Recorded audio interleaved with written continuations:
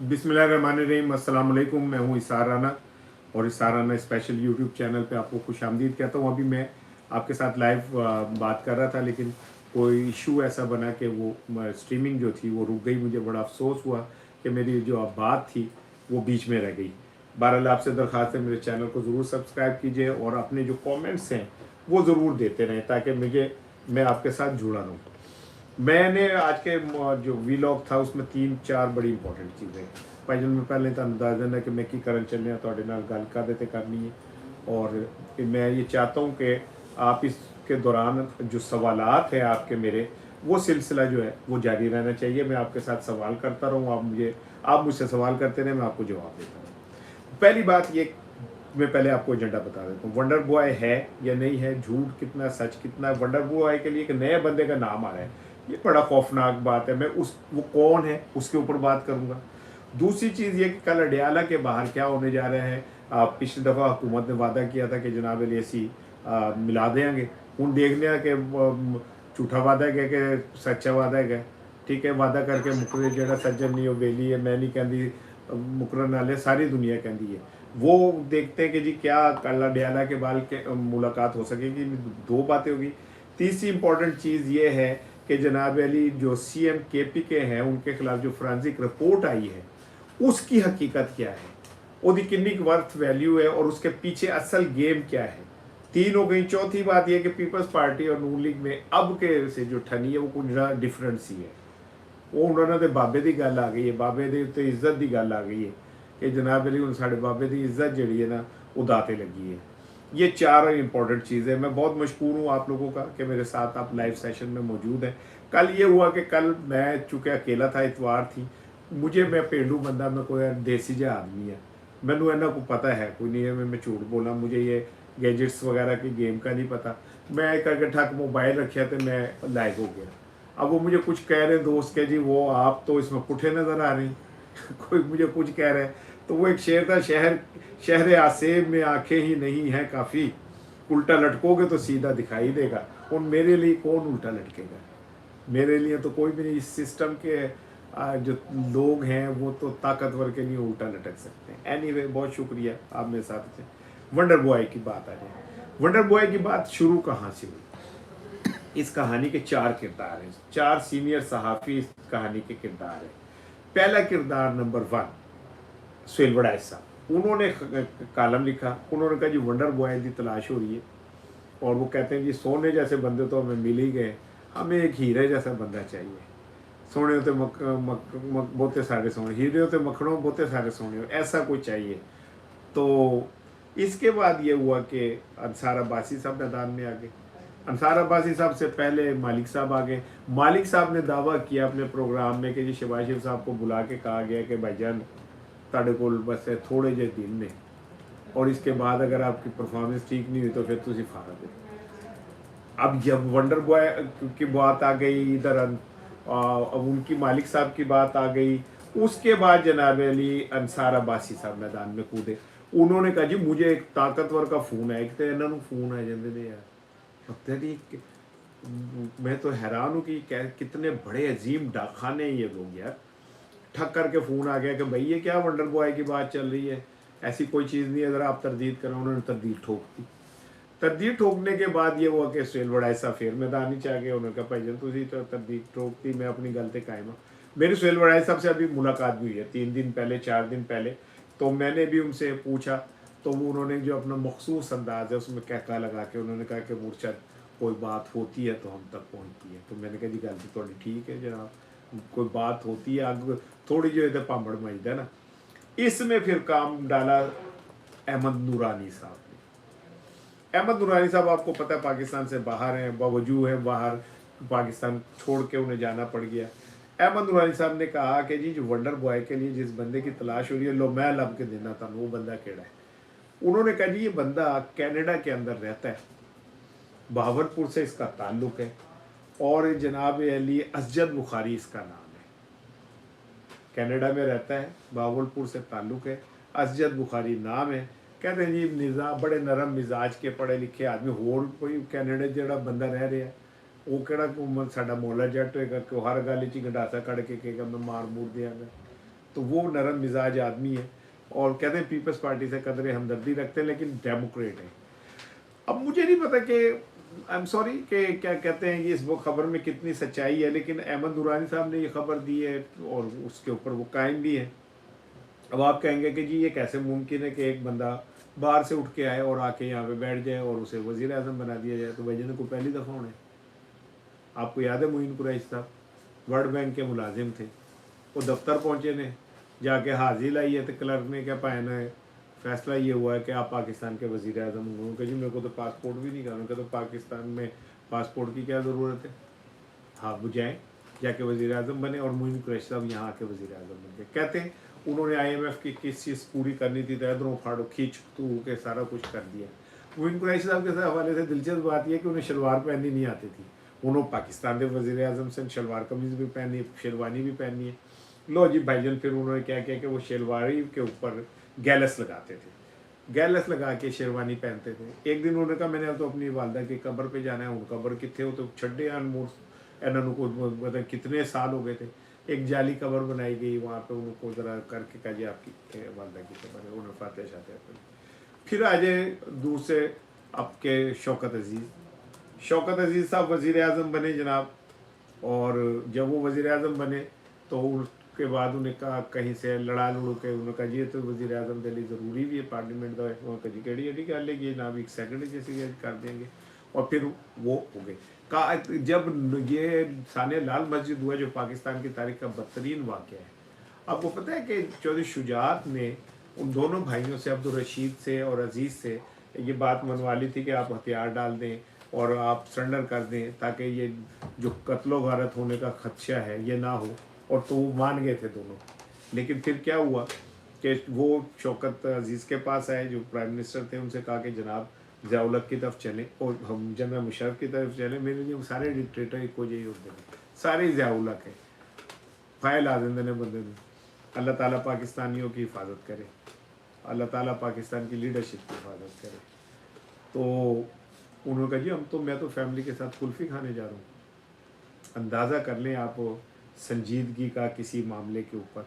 और फिर उसके बाद मस्जिद, लाल मस्जिद का जो सानिया हुआ, कहते हैं मैंने खुद मुझे एक आदमी मिला इस्लामाबाद में, तो उसने मुझे कहा कि राना साहब, ये मैं अपनी आंखों देखा वाक़या आपको सुना रहा हूँ। कहते राना साहब मेरे पास ये पिकअप्स वैगन वगैरह हैं, मैं आ रहा हूँ जी, मेरी ज़रा गल लंबी हो गई है। तो हमें रात को लाया गया और वहाँ से सोख्ता लाशें उठाई गई और वो ले जाके लापिंडी से बाहर पता नहीं कहाँ दफनाई गई, और वो आदमी फिर धाड़े मार के रोने लग गया। एनीवे, ये अज़ीज़ बुखारी साहब के लिए कहा जा रहा है, और मैंने कल भी कहा था, आज भी कह रहा हूँ कि शहबाज शरीफ साहब को ये कह दिया गया कि भाईजान तुसी फेल हो, ना आप इमरान खान का नैरेटिव ख़त्म कर सके, ना आप जनाब अली मीशत ठीक कर सके। सो ये सारा कुछ होने जा रहा है। 8 फरवरी से पहले पहले कोई ना कोई धमाका पाकिस्तान में होना है, वो बड़ा काम पहने। इसी वजह से आप देख लें कि जो ये कहा जा रहा था, एक सेंस वो पैदा हुई फैसला साजों में कि इमरान खान जेल में, हम 1.5-2 माह से उसकी मुलाकात नहीं होने दी गई, उसकी बहनों के ऊपर पानी फेंका गया, सब कुछ हुआ, PTI लगता फौत हो गई, उसकी लीडरशिप की गैरत ख़त्म हो गई, और ये समझा गया कि अब इमरान खान का नाम लेने वाला कौन, एक अरसे से ट्विटर भी खामोश है, ये सारी चीज़ें हो रही थी। लेकिन हुआ क्या कि अचानक एक एंट्री हुई, और दिल तूने मारी एंट्री और दिल में बजी घंटियाँ, और जनाब आपके अफरीदी साहब मैदान में आ गए। अफरीदी साहब का मैदान में आना, लाहौर के अंदर उनकी एंट्री होना, और उसके बाद फिर सिंध के अंदर उनकी एंट्री ने तो क़यामत ही मचा दी। और अचानक ऐसे लगा कि PTI को वो बंदा मिल गया जो PTI और इमरान खान के नैरेटिव को ज़िंदा रख सकता है। वो लड़के में जान भी बड़ी है, वो लड़के का स्टाइल भी बड़ा है, वो बहुत अवामी है, हाजिर जवाब है, बहादुर है। सिंध के अंदर उसने जैसे सिंधियों के दिल जीते, लाहौर में लाहौरियों के दिल जीते, एक थ्रेट पैदा हो गया कि ये वो बंदा है जिसने PTI को एक दफ़ा फिर एक नई पॉलिटिकल लाइफ दे दी है। अब आप समझे कि इसके फ़ौरन बाद क्या हुआ। इसके फ़ौरन बाद ये हुआ कि उसके ख़िलाफ़ 9 मई के मामला आने शुरू हो गए, और लाहौर की फोरेंसिक लैब ने फोरेंसिक करके बताया कि जी ये 9 मई में इन्वॉल्व थे, तैमूर झगड़ा और कुछ और लोग। अब जब 9 मई एक ऐसी मुकाम है जहाँ पे इस्टेब्लिशमेंट के ज़ीरो टॉलरेंस है, और अगर ये साबित हो जाता है कि नए 9 मई जो है क्या कहते हैं उसमें ये इन्वॉल्व है, तो आप सोचें कि उनके सर पे पहले नंबर पे नाहली की तलवार लटक गई, फिर गिरफ्तारी की लटक गई। अब ये फोरेंसिक लैब जो है इसमें ये 19 से 25 दिसंबर के दौरान ये फोरेंसिक हुई है जो वहाँ गई है। अच्छा, इस फोरेंसिक लैब के पहले डीजी थे जो बाइख्तियार थे अपने सारे फैसलों में, लेकिन फिर फोरेंसिक लैब की करने के बाद, कानून साजी करने के बाद, ये 13 रुकनी एक कमेटी बनी जो इस लैब के मामला को देखती है, और उसकी चेयरपर्सन मरियम साहब है। कि मुझे क्या कहते हैं, कहीं मैंने पढ़ा, मैंने कहा आपसे शेयर कर दूं।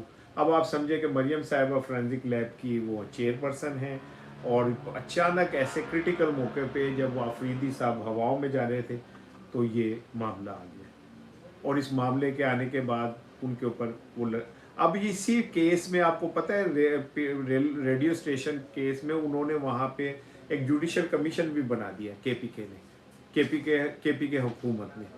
अब केपी हुकूमत ने जुडिशल कमीशन बना दिया, इधर इन्होंने फोरेंसिक लैब पंजाब की जो है उन्होंने कर दिया, तो समझे कि केपी और पंजाब फिर आमने सामने आके खड़े हुए। और ये मैं बात बार बार कह रहा हूँ कि ये बड़ी खौफनाक बात है कि सूबों के अंदर इतनी ज़्यादा नफरत बढ़ जाएगी, और अगर सीएम केपी के साथ कुछ हुआ तो ये एक ऐसी नफरत होगी जो ढांचे को, पाकिस्तान के को बहुत शदीद नुकसान पहुँचाएगी। फिर आगे आगे चल के एक चीज़ और मैं आपसे शेयर करता हूँ कि वो कहते हैं साहब you are style is very interesting. नीला इफ्तार साहब, थैंक यू मैम, बहुत शुक्रिया जनाब। मेरा स्टाइल अगर इंटरेस्टिंग है तो बस दुआ कर छड़िया करो साढ़े इंटरेस्टिंग स्टाइल पर, अल्लाह आपको खुश रखे। मैं बात कर रहा था कि जो मुश्तक इतलात हैं वो यही है कि आने वाले दिनों के अंदर सीएम केपी के गिर्द घेरा तंग होने जा रहा है। एक सवाल ले लूँ अगर आप कहें तो, ये चल घूम अस्सलाम वालेकुम राना साहब, क्या सुहेल अफरीदी को बलूचिस्तान भी जाना पड़ेगा? वहाँ के रिस्पॉन्स कैसा होगा? बलूचिस्तान में तो आसान नहीं होगा। पंजाब में कौन सा आसान था भाईजान, या के सिंध में कौन सा आसान था? ये इश्क नहीं आसान, बस इतना समझ लीजिए एक आग का दरिया है और डूब के जाना है। तो भाई ये तो होना है, उन्हें मुश्किलात तो फेस करनी है, लेकिन उन्होंने के वहाँ जाना है बलूचिस्तान, क्योंकि जिस तरीके से वो खेल रहे हैं और जिस तरीके से वो उन्होंने ये सारा मोमेंटम बना दिया है, ये मोमेंटम का फैसला होना है कल अडयाला के बाहर। अगर आप पीटीआई की क़यादत, मैं कहता हूँ 10,000 नहीं, 5,000 बंदा इकट्ठा करने में कामयाब हो गई, 3,000 बंदा इकट्ठे करने में कामयाब हो गई, तो ये मोमेंटम कायम रहेगा, नहीं तो कल मोमेंटम में से हवा निकल जाएगी। इमरान खान की बहनें वहाँ पे मौजूद होंगी, और ये बहनों का ही क्रेडिट है कि ये अफरीदी तो आ जाए हैं, लेकिन ये बहनें ही थी जिन्होंने आके क्या कहते हैं इमरान खान का नाम जो है वो जिंदा रखा। हर मंगल को उन्होंने वहाँ पे जो कुछ भी किया, उसके बाद ये सुहेल अफरीदी की। लेकिन कल अगर 10,000 लोग नहीं इकट्ठे होते, 5,000 नहीं होते, तो आप समझ लें कि जो इतनी मेहनत की थी सुहेल अफरीदी ने, वो सारी खूह खाते चली जाएगी, मट्टी मट्टी हो जानी है। और तो ये बात की का पता खुद क्या नाम है पीटीआई को भी है, बाहर की क़यादत को, कि साड़ा मुंह काला हो जाना है अगर हमने अब शो नहीं किया। फिर सबने कहना कि एक अकेला सुहेल अफरीदी वहाँ से उठता है, वो अपनी टीम लेके पंजाब आता है, पंजाब आने के बाद वो उसके सिंध जाता है और वहाँ जाके वो बल्ले बल्ले करा देता, तो डूब मरना चाहिए इस क़यादत को जो अडयाला के बाहर एक शो नहीं इकट्ठा अच्छा कर सकते और हर दफ़ा वहाँ से पिट के आ जाते। तो कल एक बड़ा इम्तहान है। आपको याद होगा कि पिछले मंगल जब ये सारा कुछ हुआ था तो वहाँ की इंतज़ामिया ने ये वादा किया था कि हम जनाब अली आपकी मुलाकात करा देंगे, लेकिन ये मुझे नहीं लगता वादा वफा होगा, क्योंकि 2 बजे का ये शो है जो वहाँ पे। कल कुरान खानी भी वहाँ पे होनी है, और कुरान खानी के बाद वहाँ दुआ भी होनी है। तो इन सारे उसमें अगर किसी की मुलाकात मकसूद होती है तो वो सुबह 9 बजे पहुँचता है, लेकिन जब ये नहीं पहुँचेंगे तो ये पहले ही पता है कि मुलाकात कोई नहीं होगी। अब लेकिन ये देखना है कि कल ये जो मैच है ये ख़त्म कैसे होगा। क्या तरीक़ेकार होगा कि मैच ये ख़त्म हो जाए। मोहम्मद रफ़ी साहब हैं, वो कहते हैं राना साहब सर अयूब खान से लेकर अब तक जो ना हो रहा है, आज तक पाकिस्तानी अपने जानों की कुर्बानी देते रहेंगे। भाई ये तो फिर है जुर्म ज़ईफ़ी की सज़ा मर्ग मुफाजात। आप जो कौमें क्या कहते हैं अपने हकूक़ के लिए नहीं खड़ी होती, वो इसी तरह मारी जाती हैं, भेड़ें एक एक करके ही मारी जाती हैं।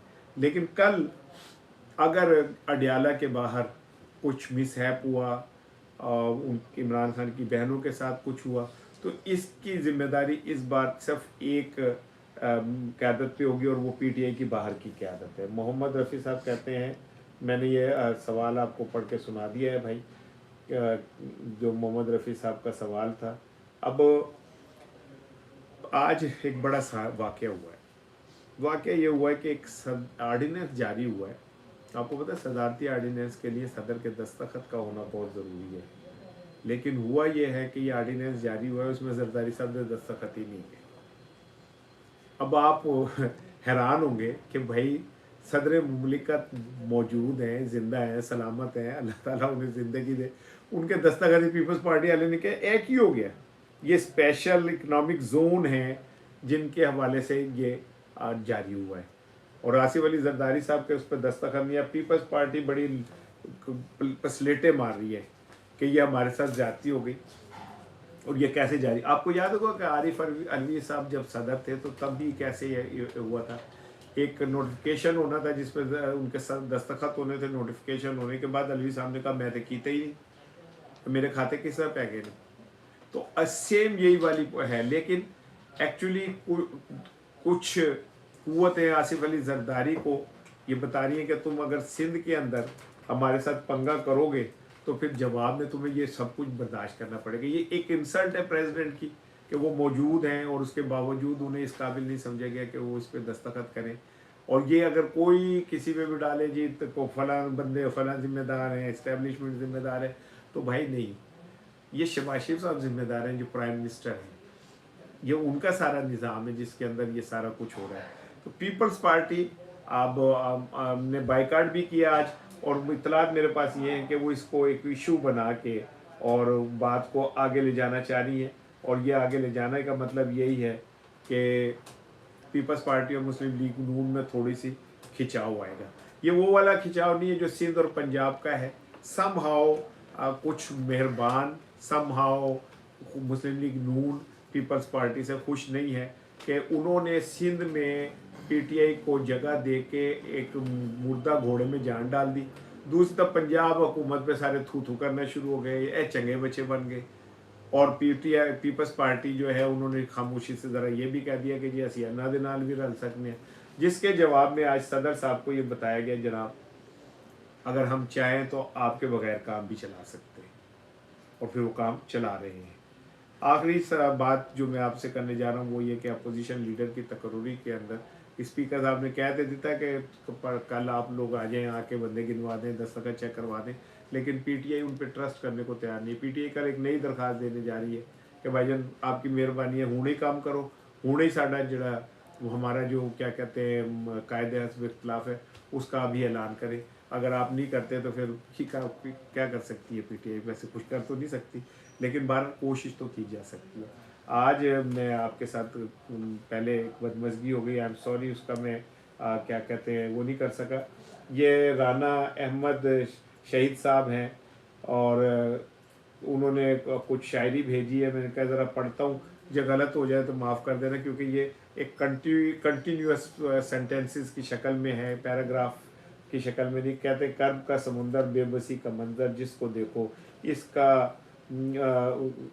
इसका दुख दूसरों से बढ़कर है, और वक्त ने ओढ़ी है बेरुखी की चादर, बेकारवां का क्या कहना है, राजन ही रहबर है, ऐसे हाल में मरना जिंदगी से बेहतर है। नहीं नहीं भाई नहीं, उस हाल में जीना लाजिम है जिस हाल में उस हाल में जीना लाजिम है जिस हाल में जीना मुश्किल हो।